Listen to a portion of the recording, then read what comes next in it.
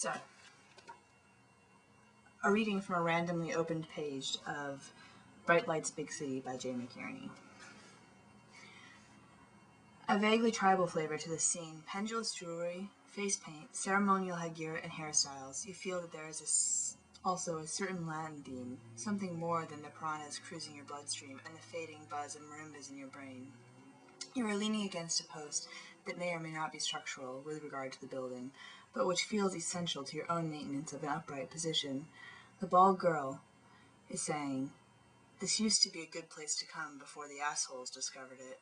You don't want to be talking to this bald girl, or even listening to her, which is all you are doing. But just now, you do not want to test the powers of speech or locomotion. How did you get here? It was your friend, Tad Algash, who powered you in here, and he has disappeared. Tad is the kind of guy who would be at a place like this at this time of the morning. He is either your best self or your worst self. You're not sure which. Earlier in the evening, it seemed clear that this was your best self.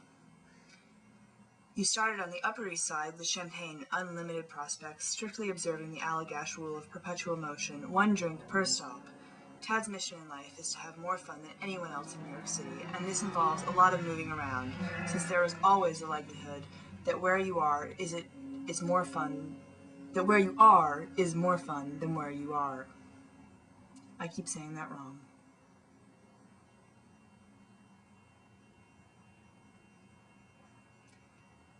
Tad's mission in life is to have more fun than anyone else in New York City, and this involves a lot of moving around, since there is always the likelihood that where you aren't is more fun than where you are.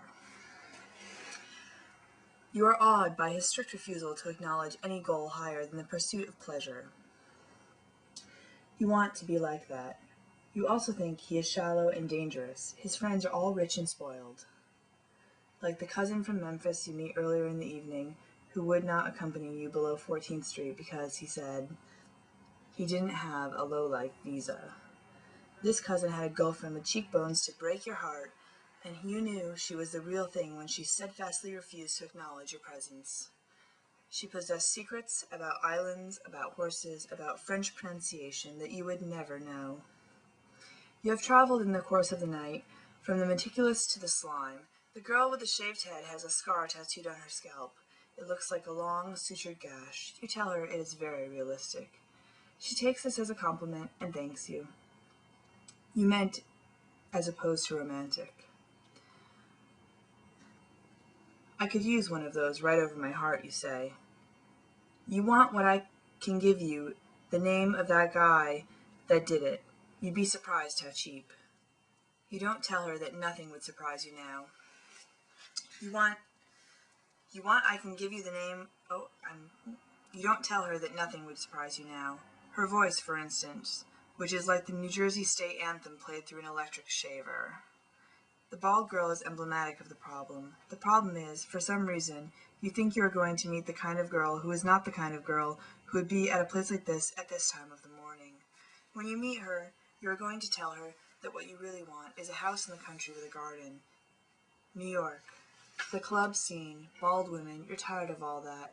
Your presence here is only a matter of conducting an experiment in limits, reminding yourself of what you aren't.